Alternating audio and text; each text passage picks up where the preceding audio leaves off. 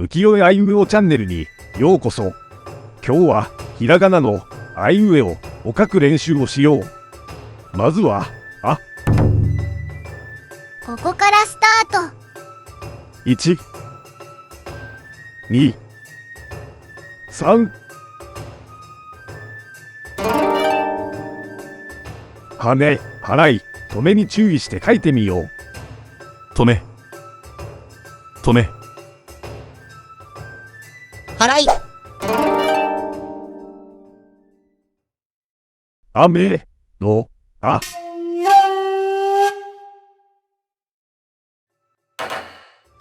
次はいここからスタート。1、2、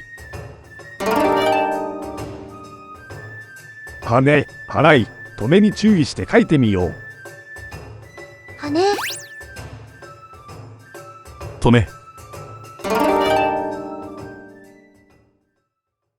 家のい。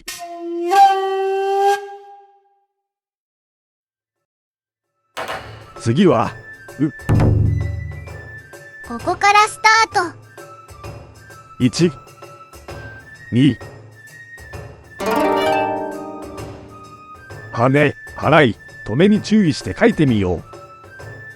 止め、払い、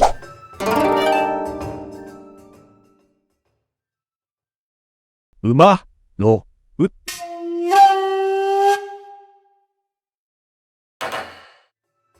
次は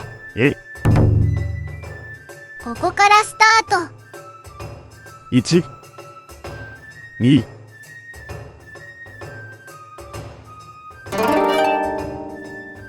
はね、払い、止めに注意して書いてみよう。止め、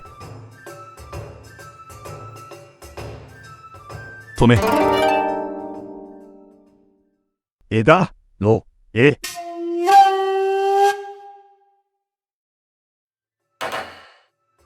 最後はこ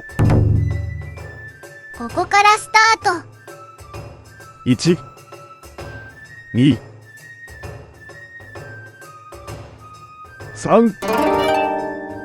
はね、払い、止めに注意して書いてみよう。止め、払い、止め、鬼のお。